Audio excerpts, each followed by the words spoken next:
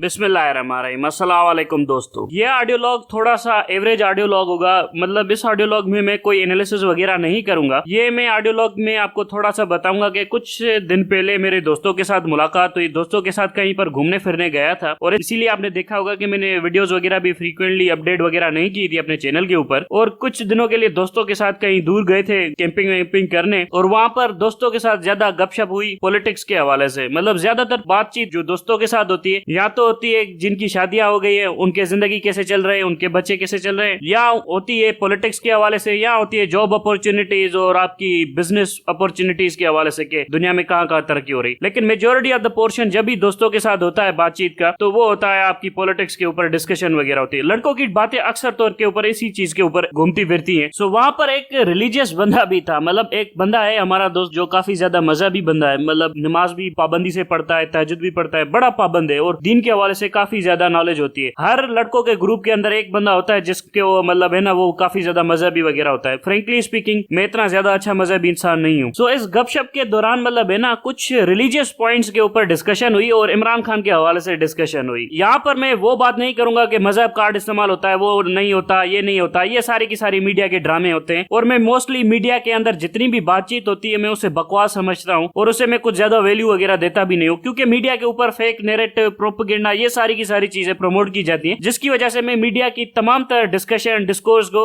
बिल्कुल भी मतलब है ना वैल्यू नहीं करता। क्योंकि वहां पर प्रोपेगेंडा होता है आपकी, कभी जुडिशरी प्रोपेगेंडा करती है, कभी आपकी पॉलिटिकल पार्टीज करती हैं, कभी मीडिया के अपने एजेंडे होते हैं, जियो जंग ग्रुप के अपने अपने एजेंडे होते हैं, कभी वेस्टर्न एलाइज प्रोपेगेंडा करते हैं, कभी आपकी आर्मी प्रोपेगेंडा करती है। सो प्रोपेगेंडा मशीन बनी हुई है मीडिया, और वहां पर कोई इंटेलेक्चुअल इंटेलिजेंट डिस्कोर्स वगैरह नहीं होता। सो इसलिए मैं वहां की बातें नहीं करूंगा। यहाँ पर बात हो रही थी हमारी के मतलब अल्लाह ताला कैसे मुनाफिकों को एक्सपोज करता है। मतलब मुनाफिक लोग होते हैं ना, अल्लाह ताला उन्हें कैसे निकाल कर बाहर सामने लाता है, और अल्लाह ताला ऐसी चालें चलता है कि मुनाफिक खुद ब खुद सामने आ जाते हैं, और अल्लाह ताला मुनाफिकों से बिल्कुल लड़ता है। ये हमने देखा है तारीखी तौर के ऊपर कि मुनाफिकों को अल्लाह ताला बिल्कुल भी माफ नहीं करता, उन्हें जलील करवाता है और उन्हें बहुत अच्छे तरीके से जलील करवाता है, और अल्टीमेटली उनको इबरत का निशान बना देता है। अल्लाह ताला मतलब है ना, जो मुनाफिक होते हैं, जो मुशरिक होते हैं, उन्हें माफ नहीं करता। ये हमने देखा है तारीखी तौर के ऊपर। सो इस हवाले से हमारी बातचीत हो रही थी। इसी हवाले से हमारे जो दोस्त थे उन्होंने जंगे तबूक का जिक्र किया था। जंगे तबूक अगर आपको पता हो तो ये लास्ट गजवा था। लास्ट गजवा इस हैसियत में था कि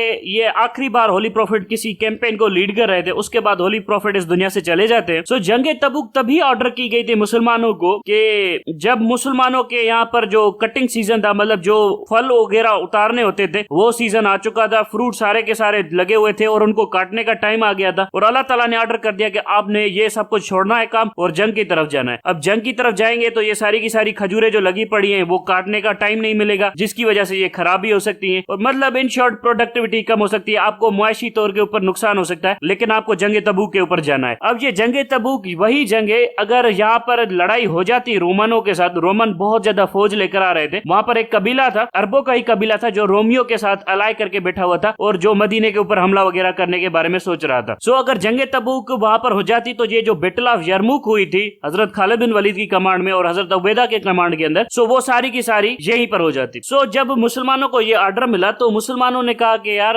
अब तो फसल उतरने का वक्त आ गया, इसे कैसे छोड़ जाए। मतलब खड़ी फसल छोड़ना किसान के लिए या किसी भी बंदे के लिए बड़ा मुश्किल होता है। 3-4 महीने वो इंतजार करता है, उसके बाद उसकी फसल निकलती है। अब अल्लाह ताला का हुक्म आ गया। अब यहाँ पर जो ईमान वाले बंदे थे जिनको अल्लाह के ऊपर भरोसा था, उन्होंने दौलत को ठुकराया और जंग की तरफ चले गए, और जो ईमान वाले बंदे नहीं थे वो यहाँ पर पीछे रह गए। और उनमें कुछ ऐसे भी लोग थे जो कि बहुत बड़े मुनाफिक थे, मेजॉरिटी ऑफ देम यहूदियों में से थे, जो कि बाद में मुसलमान हो चुके थे। सो वो वहां पर रहने की जिद करते रहे और दूसरों को भी कहते रहे कि तुम नबी सल्लल्लाहु अलैहि वसल्लम को जाओ समझाओ और यहाँ पर रहने की जिद करो। अल्टीमेटली होली प्रॉफिट तो चले गए जंग के ऊपर, और लौट कर आए तो देखा कि ये लोग नहीं थे। उनमें से चंद मुसलमान भी थे और जो कि पक्के अच्छे मुसलमान थे। कुरान के अंदर उनका जिक्र भी आया है कि ये अच्छे मुसलमान थे और जिन्होंने जंग के ऊपर शिरकत ना की। कुछ लोगों ने सुस्ती की वजह से, कुछ लोगों ने अपने किसी और काम की वजह से। सो अल्टीमेटली जो लोग नहीं जा सके थे जंग तबूक के ऊपर, तो होली प्रॉफिट उनको कह रहे थे कोई बात नहीं माफ कर दिया, कोई बात नहीं माफ कर दिया। लेकिन जो अच्छे मुसलमान थे और जो कि इस जंग के ऊपर नहीं गए थे, तो होली प्रॉफिट ने अपने लोगों से कह दिया था कि इनसे बात नहीं करनी। अच्छा, जिन लोगों को माफ कर दिया वो ये समझ रहे थे कि होली प्रॉफिट हमारे साथ राजी हो गए तो अल्लाह भी राजी हो गया, लेकिन एक्चुअली में ऐसा नहीं था। और जिन लोगों से बात ना करने का हुक्म दिया, ये वो लोग थे जिनका ज्यादा इम्तिहान था और जिनके हवाले से कुरान में जिक्र था। और ये बहुत ही ज्यादा मायूसी के अंदर चले गए थे लोग, बहुत ज्यादा डिप्रेशन डिप्रेशन के अंदर चले गए थे और अल्टीमेटली अल्लाह ताला ने उन्हें माफ कर दिया, कुरान में उनको माफी का हुक्म मिल गया, उसके बाद जाकर उनकी दिलें वगैरह खुश हुई। सो ये देखे, अगर आपसे गलती वगैरह हो जाती है ना तो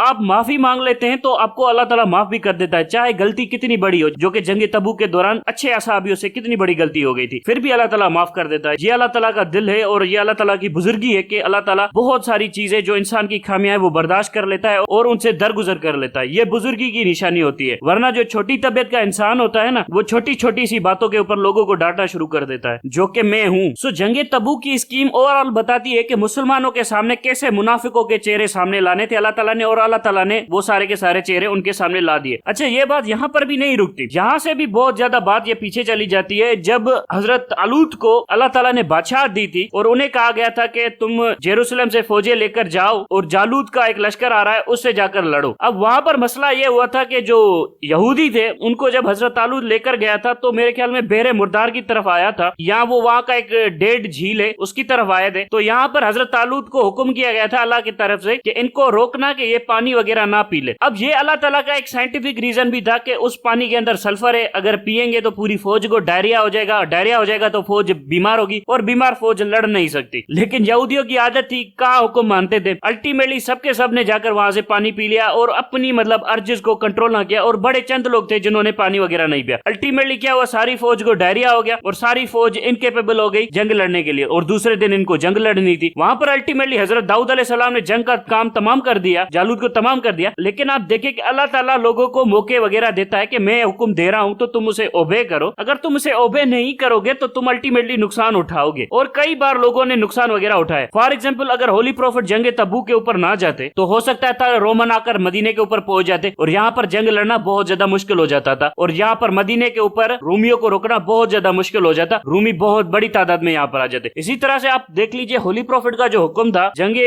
ओहद के अंदर के ओहद के पहाड़ों पर चंद सहाबा को खड़ा कर दिया था तीरों के साथ के उनकी कैवलरी को रोक सके। लेकिन अल्टीमेटली क्या हुआ कि कुछ सहाबा रुके, कुछ सहाबा चले गए और उन्होंने होली प्रॉफिट का हुक्म नहीं माना, जिसकी वजह से वहां पर जो कुछ हुआ हम सबको पता है, कितना ज्यादा नुकसान हुआ मुसलमानों को। अब इसी कॉन्टेक्स्ट के अंदर के अल्लाह ताला कैसे मुनाफिकों को एक्सपोज करता है, आप पाकिस्तानी पॉलिटिक्स को लेकर आइए, जिस पर हमारी जो डिस्कशन हो रही थी, मतलब रिलीजन और पॉलिटिक्स की मिक्सअप डिस्कशन, वो यही हो रही थी कि आप पाकिस्तानी पॉलिटिक्स को लेकर आइए। जहां पर देखे इमरान खान को, मैंने जो कुछ सोर्सेज से पता किया है कि इमरान खान को पता था कि साजिश में कौन कौन है, कितना बंदे हैं, और सारी की सारी साजिश हो रही है। अब इमरान खान अपने डर की वजह से, या वो समझ रहा था कि लोग मेरे साथ नहीं होंगे, उसने जनरल बाजवा के खिलाफ कोई एक्शन ना किया। हो सकता था इमरान खान जनरल बाजवा को डिसमिस कर देता, सर्विस से सेक कर देता, जिसकी वजह से जनरल बाजवा ये कहता, पूरी दुनिया के सामने कहता, मीडिया के ऊपर प्रोपेगेंडा करता कि ये देखे जी, ये पंजाब पुलिस बनाना चाहते थे पाकिस्तान आर्मी को, इसीलिए मुझे टॉलरेट नहीं किया, मुझे निकाल दिया, मैं तो फौज को एपॉलिटिकल करना चाहता था, ये सियासी तौर के ऊपर फौज से मदद लेना चाहते थे। ये नैरेटिव सेल कर सकता था और शायद उसके इस नैरेटिव में वजन भी आ जाता। लेकिन अल्टीमेटली खुदा का करना यह हुआ, इमरान खान ने जैसा हाल था वैसा मान लिया, और यहाँ पर इमरान खान के लिए भी सीखने का सबक था। इमरान खान के अंदर भी गुरूर था, तकब्बुर था, और बहुत ज्यादा गुरूर आ चुका था, और वो एक डिल्यूजनल रियलिटी के अंदर रहने लगा कि मैं जो चाहूं वो कर सकता हूं। ये डिल्यूजनल रियलिटी, जो ईगो बेस्ड रियलिटी होती है, अल्लाह ताला ने अपने अच्छे बंदे को सबक सिखाना था, तो उसको अल्लाह ताला ने ठोकर मार दी और उसको ठोकर लगवाई और उसकी हुकूमत उससे छीन ली। यहाँ पर आपको एक और सबक देता हूँ कि हजरत सुलेमान से भी हुकूमत छीनी गई थी, और हजरत सुलेमान जो कि बहुत ताकतवर नबी थे, फिर भी वो अल्लाह ताला के शुक्र गुजार रहे, अल्लाह ताला की बातें मानते रहे और अल्लाह ताला के सामने आजिज रहे, और अल्टीमेटली दोबारा से अल्लाह ताला ने उन्हें हुकूमत दे दी। सो अल्लाह ताला कुछ देकर और कुछ लेकर आजमाता है कि इस बंदे का ईमान मुझ पर कितना है। सो इमरान खान के अंदर भी एक जिद और अना आ गई थी, जिसकी वजह से ये हो रहा था कि इमरान खान अच्छे फैसले नहीं कर रहा था, क्योंकि बादशाह का काम होता है कि आप इंसाफ करें, फिर आप कुछ लोगों से नफरत भी करते हो, फिर भी आपका काम होता है कि आप इंसाफ करें। यहाँ पर यह हो रहा था कि इमरान खान इनके साथ इंसाफ नहीं कर रहा था, उल्टा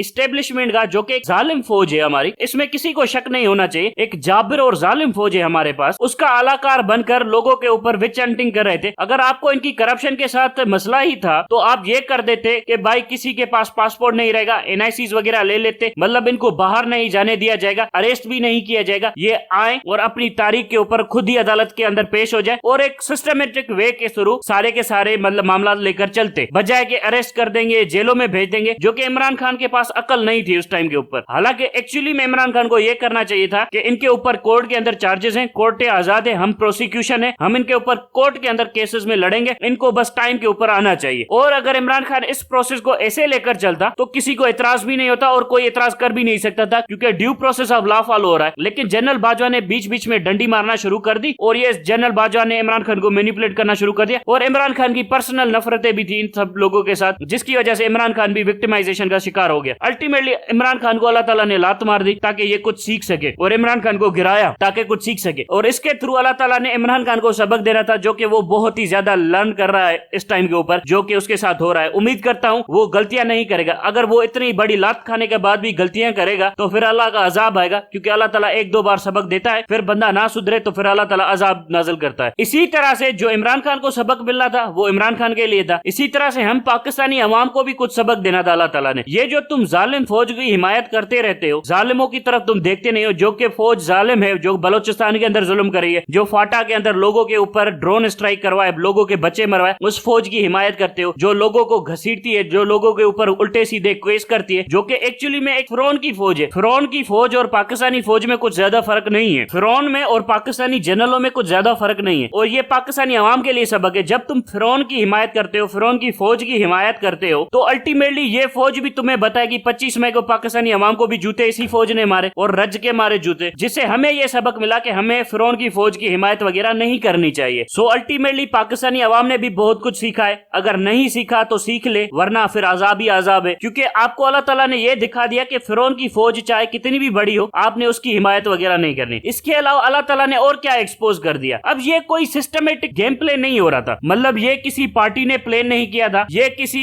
इस्टेब्लिशमेंट ने प्लान नहीं किया था, ये किसी इंटरनेशनल इस्टेब्लिशमेंट ने प्लान नहीं किया था। ये ऑपरेशन रिजीम चेंज जैसी चीजें ये लोग प्लान कर सकते हैं, लेकिन कुछ प्लानिंग इनकी होती है, कुछ अमेरिका की होती है और कुछ सबसे बड़ा प्लानर अल्लाह ताला की होती है। सो अल्लाह ताला ने इनको कैसे एक्सपोज करना था ये देखिए आप। अल्टीमेटली जो जनरल बाजवा था वो बड़ा हीरो बन के बैठा हुआ था, बाजवा डॉक्ट्रिन है, ये डॉक्ट्रिन है, और फौजी पाकिस्तान के हीरो बने बैठे थे जो एक्चुअली में फिरौन थे। और इन फिरौनों को अल्लाह ताला ने ऐसे एक्सपोज कर दिया कि इन्होंने चोरों के साथ हाथ मिलाया। हालांकि यही फौजी हमें पहले कहते थे कि चोरी नहीं होनी चाहिए, करप्शन नहीं होनी चाहिए। अलबत्ता यहाँ पर बात यहाँ तक पहुंची कि चोरों के साथ हाथ भी मिलाया और खुद भी फौजी चोर निकले और फौजियों की चोरी भी एक्सपोज कर दी। सो अल्लाह ताला का पाकिस्तान के ऊपर हाथ है। ये बातें हमें साबित करती है कि अल्लाह ताला का पाकिस्तान के ऊपर हाथ है। इसके अलावा और क्या साबित हुआ कि मीडिया के अंदर कुछ लोग थे वो कहते थे कि हम सिर्फ हुकूमत को इसीलिए क्रिटिसाइज करते हैं क्योंकि हम अपोजिशन की मदद करना चाहते और हुकूमत को क्रिटिसाइज करना हम मीडिया वालों का काम है। उन लोगों को कैसे एक्सपोज किया अल्लाह ताला ने। इसी तरह से कुछ ऐसे मीडिया के लोग थे जो कि ये कहते थे कि जबकि हुकूमत सही परफॉर्म नहीं करी है, गैस के क्राइसिस है वगैरह वगैरह, और हुकूमत को क्रिटिसाइज करना है। आज जब हुकूमत की सबसे ज्यादा बुरी परफॉर्मेंस है फिर भी वो हुकूमत को क्रिटिसाइज नहीं करे। इसी तरह से कुछ सहाबी थे जिन्होंने ठेका लिया हुआ था कि यहाँ पर ह्यूमन राइट्स की वायलेशन है, ये हो रहा है वो हो रहा है, वो सारे के सारे सहाबी हो गए। सो अल्लाह ताला ने पाकिस्तान के तमाम तर मुनाफिकों को एक्सपोज कर दिया इस पूरे सिचुएशन के अंदर। इन तमाम तर मामला से पहले हमारी दोस्तों से जब भी मुलाकात होती थी हमारी, तो वहां पर हम ये डिस्कस करते थे कि यार, जब 2018 की बात कर रहा हूं मैं, कि यार जिस तरह से पाकिस्तान को चलाया गया है ना, पाकिस्तान आगे ऐसे नहीं चल सकता। फॉर एग्जाम्पल कि 75 साल से इस फौज ने इस मुल्क के ऊपर जुल्म किया है, जिसकी वजह से इसकी मईशत तबाह हुई, इसकी जमहूरियत तबाह हुई, इसका आइन तबाह हुआ, इसके इदारे तबाह हुए, हर इदारे के अंदर फौज ने टांग अड़ा के रखी, जिसकी वजह से इस मुल्क की जई तई फेर गई। और यहाँ पर जो दोस्त थे उनमें से कुछ अच्छे खासे फौजी ऑफिसर भी हैं, सो इनके साथ ये बातें वगैरह होती थी। और वहां पर जो अच्छे खासे फौजी ऑफिसर थे वो यही कहते थे कि 75 साल जैसे हमने मुल्क चलाया आगे ऐसे नहीं चलेगा, हमें चेंज करना पड़ेगा। और जनरल बाजवा ने कसम उठाई थी, 2018 की बात कर रहा हूं, कि मैं जमहूरियत को सपोर्ट करूंगा, मैं जमहूरियत को मजबूत करूंगा, मैं जमहूरी इक़्तिदार को बुलंद करूंगा। इसकी वजह से जनरल बाजवा ने फौज के अंदर एक ऑपरेशन लॉन्च किया हुआ था कि जिसमें उन्होंने कहा, फौजियों को समझाया और मीडिया को समझाया और प्राइम मिनिस्टर को समझाया कि मैं यहाँ पर उन फौजियों को हटा दूंगा कि जो कि जमहूरियत को सपोर्ट नहीं कर रहे। अल्टीमेटली वो ये काम नहीं कर रहा था, वो उन फौजियों की सफाई कर रहा था जो कि जनरल बाजवा को सपोर्ट नहीं कर रहे थे और जनरल बाजवा को डिक्टेटर समझ रहे थे, जो कि जनरल बाजवा था। सो अल्टीमेटली जनरल बाजवा ने अब्यूज किया, अपने पावर को मिसयूज किया। अल्लाह ताला ने उसको भी एक्सपोज करके रख दिया। अब आने वाले दिनों के अंदर हमारे ऊपर और बहुत बड़ी जिम्मेदारी पड़ने वाली है, क्योंकि अल्लाह ताला ने जो कुछ दिखाना था हमें वो दिखा दिया है। हमारे यहाँ पर कौन कौन से मुनाफिक है, हमारी अदालतें कितनी मुनाफिक है, हमारी जुडिशरी कितनी मुनाफिक है, हमारी फौज एक फिरौन की फौज है, हमारे जनरल फिरौन के पैरोकार है जो कि जुल्म और जबर से अपनी हुकूमत कायम रखते हैं। इसी तरह से हमारी मीडिया एक्सपोज हो गई, हमारी सिविल सोसाइटी, हमारे ह्यूमन राइट एक्टिविस्ट, ये सारे के सारे एक्सपोज हो गए। इसी तरह से इमरान खान को भी एक मौका अल्लाह ताला ने दिया, पहले ठोकर मरवाई, फिर झुकाया, फिर बचाया, और आने वाले दिनों के अंदर फिर से हुकूमत में ला देगा अल्लाह ताला। उसके बाद डिपेंड करता है कि इमरान खान क्या करता है। मैं ये नहीं चाहता कि इमरान खान जुल्म करे, अगर जुल्म करेगा तो अल्लाह ताला फिर से इसकी गर्दन उड़ा देगा, इसको पता भी नहीं चलेगा। और अगर इमरान खान रहमदिली दिखाएगा और इन चोरों के साथ मिल जाएगा, फिर भी अल्लाह ताला इसकी गर्दन उड़ा देगा, इसको पता भी नहीं चलेगा। सो इमरान खान जितना बड़े मतलब है ना ताकत के साथ हुकूमत में आएगा, सो इमरान खान के ऊपर जिम्मेदारी भी उतनी ही बढ़ जाएगी, क्योंकि जितनी ताकत अल्लाह ताला इसे देगा, अल्लाह ताला उतनी ही जिम्मेदारी से इसे पूछेगा भी कि तुमने क्या किया है। अब इमरान खान को करना क्या चाहिए पाकिस्तान के हवाले से, क्योंकि आने वाले दिनों में इमरान खान आ जाएगा और उसकी हुकूमत आएगी। ये लोग कुछ सोच रहे हैं, ये सलमान शहबाज, ये शहबाज शरीफ, ये टोला सोच रहा है कि इमरान खान को हम रोक लेंगे, ये जुडिशरी ये कर देगी, ये फौज ये कर देगी, ये सब कुछ बकवास है, इनकी कोई हैसियत नहीं है। ये 2% के लोग हैं, इनकी टक्का हैसियत नहीं है। इमरान खान आ जाएगा, 2/3 मेजोरिटी के साथ आ जाएगा, और ये मैं गारंटी करता हूँ अक्टूबर के अंदर आ जाएगा। ये इस वक्त इलेक्शन वगैरह ना करवाए, अल्लाह ताला इनको और जलील करेगा। और ये हुकूमत में बैठकर कोई मजे वजे नहीं ले रहे, ये जलील हो रहे हैं। फ्रेंकली स्पीकिंग ये जलील हो रहे हैं, ये एक्सपोज हो रहे हैं, और इनकी बहुत बुरी हालत है। लेकिन फिर भी ये करना चाहते कर ले, ये और ज्यादा जलील हो गए। ये शरीफ खानदान, ये हुकूमत, ये फौज, ये मीडिया, ये आसिफ जरदारी का खानदान, ये सब जलील हो रहे हैं। सो होने दीजिए, अक्टूबर के अंदर इलेक्शन हो जाएगी, इमरान खान आ जाएगा, 2/3 मेजोरिटी के साथ आ जाएगा, बड़ी ताकतवर हुकूमत बन जाएगी। लेकिन यही वो चीज है जिसकी उसको जिम्मेदारी लेनी पड़ेगी। और इस हुकूमत के दौरान इमरान खान ये नहीं कह सकता कि मुझे इसकी मदद नहीं थी, मुझे ये नहीं था।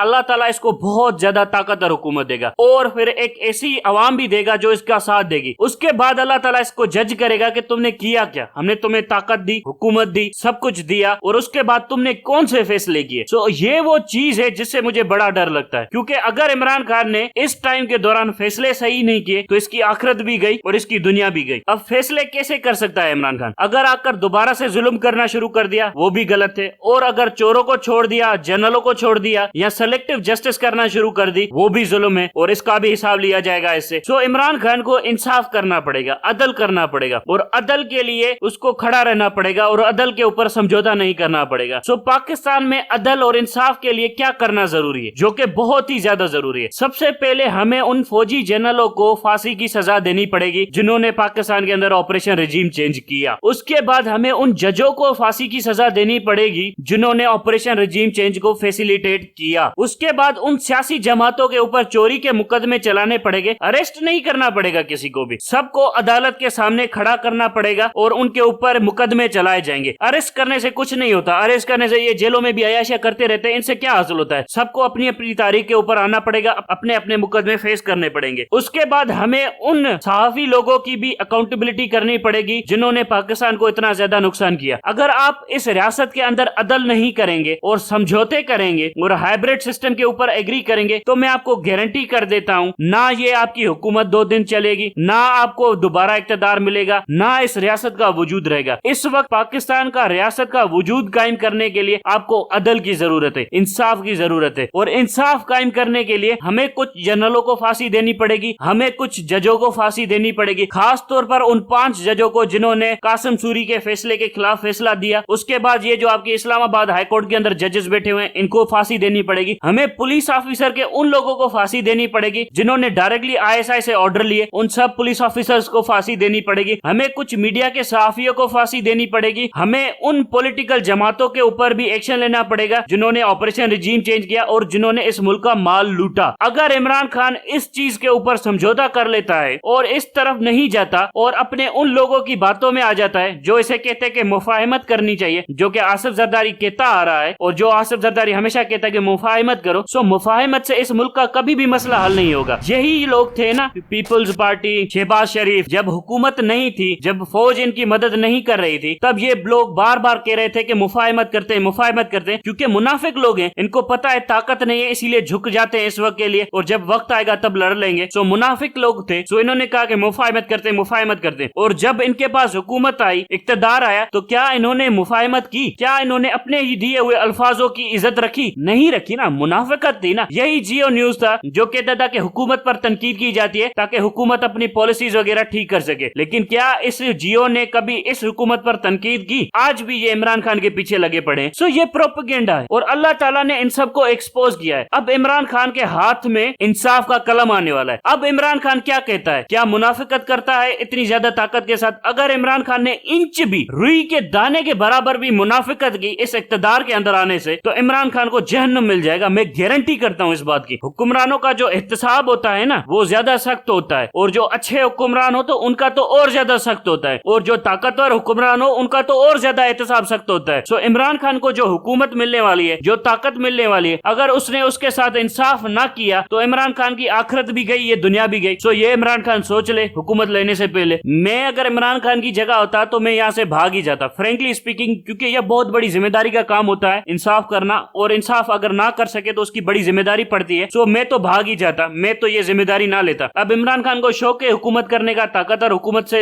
मुल्क चलाने का, सो कर ले। अब जब इस ताकतवर हुकूमत का बादशाह बनकर इमरान खान बैठेगा तो बलोचिस्तान के अंदर एक बंदे के ऊपर भी अगर जुल्म हुआ, इमरान खान जिम्मेदार है। सिंध के अंदर जुल्म हुआ, इमरान खान जिम्मेदार है। पंजाब के अंदर जुल्म हुआ, इमरान खान जिम्मेदार है। और केपीके के अंदर जुल्म हुआ, इमरान खान जिम्मेदार है। फिर ये वो चीजें नहीं कह सकता कि यहाँ पर ये नहीं होना चाहिए था, ये होना चाहिए था, वो नहीं होना चाहिए था, मुझे तो पता ही नहीं था, मैं तो मासूम था, मैं तो रोटी को चोची कहता था। सो ये वो चीजें जो है वो पाकिस्तानी अवाम के सामने पेश कर सकता है, लेकिन क़यामत के दिन अल्लाह ताला के सामने नहीं पेश कर सकता, क्योंकि अल्लाह ताला को तो सब कुछ पता है, हर बंदे की नीयत का भी पता है। सो इमरान खान सोच ले, इतनी ताकतवर हुकूमत जब उसको मिलेगी तो क्या वो इंसाफ करेगा? और इंसाफ का तकाजा ये है कि उसको सिर्फ और सिर्फ इन सियासतदानों को सजा नहीं देनी, आसिफ जरदारी या शहबाज शरीफ या उनके जिसने धोखा दिया है, जो इनके पार्टी के लोग थे, उनको सजा नहीं देनी, या मीडिया के ऊपर तलवार नहीं लटकानी। इमरान खान का असल इम्तिहान ये होगा, जिन जालिमों ने, जो सबसे बड़े जालिम है इस मुल्क के, इस मुल्क की अदालतें और इस मुल्क की फौजें, इस मुल्क की फौज और इस मुल्क की फौज, क्या इन लोगों के सामने इमरान खान इंसाफ की दीवार रखेगा? क्या इन लोगों का एहतसाब करेगा? अदालतों का और फौजियों का क्या एहतसाब करेगा? इमरान खान को 2/3 मेजोरिटी मिल जाएगी, इमरान खान दस्तूर भी चेंज कर सकता है, सब कुछ करेगा, तो क्या वो अदल कायम करेगा? ये वो सवाल है जो इमरान खान को भी सोचना चाहिए और जो इमरान खान के सपोर्टर्स को भी सोचना चाहिए। आगे चलकर अगर इमरान खान ये उज़र पेश करता है, ये लोग मेरी बात नहीं मानते, मुझे ये बात समझ में नहीं आई, यहाँ पर तो छोटे मोटे मसले हैं, ये वो उज़र पेश करता है, तो मेहरबानी करके पीटीआई वालों को भी सोचना चाहिए और हमें भी सोचना चाहिए कि इस बंदे में दमखम नहीं है, ये वो काम नहीं करने वाला। बाकी इस बंदे को हुकूमत जरूर मिलेगी। ये जो शहबाज शरीफ एंड कंपनी जो कुछ भी कर रही है, ये सब बकवास है। अक्टूबर के अंदर इमरान खान इंशाल्लाह प्राइम मिनिस्टर भी बन जाएगा, इनके हाथ में कुछ भी नहीं लगने वाला। बाकी मैं ये जरूर देखूंगा कि ये सियासतदानों के साथ एहतसाब करता है या जजों का भी एहतसाब करता है और फौजियों का भी एहतसाब करता है। अगर इसने फौजियों और जजों का एहतसाब ना किया और मीडिया का एहतसाब ना किया, सिर्फ चंद सियासतदानों के पीछे गया और बदला लेने के पीछे गया, तो फिर इसने इंसाफ ना किया, और इसने इंसाफ ना किया तो अल्लाह इसको जरूर पकड़ेगा, ये मैं आपको गारंटी करता हूँ। और उसके बाद मैं ये भी देखूंगा कि बलोचिस्तान के अंदर फिर से जुल्म होता है या बलोचिस्तान की पॉलिसी को रिविजिट करता है या बलोचिस्तान को बच्चों के हवाले छोड़ देता है कि बलोचिस्तान के साथ जो होना है वो होता रहे। ये वो चीजें हैं जो इमरान खान को सोचनी चाहिए ये हुकूमत लेने से पहले, क्योंकि एक ताकतवर हुकूमत के साथ बहुत ज्यादा जिम्मेदारी आती है, इस दुनिया के अंदर भी और आखिरत के अंदर भी। फिर इमरान खान को सोच समझ कर ये हुकूमत लेनी चाहिए। अब तक के लिए इतना ही। Thank you very much.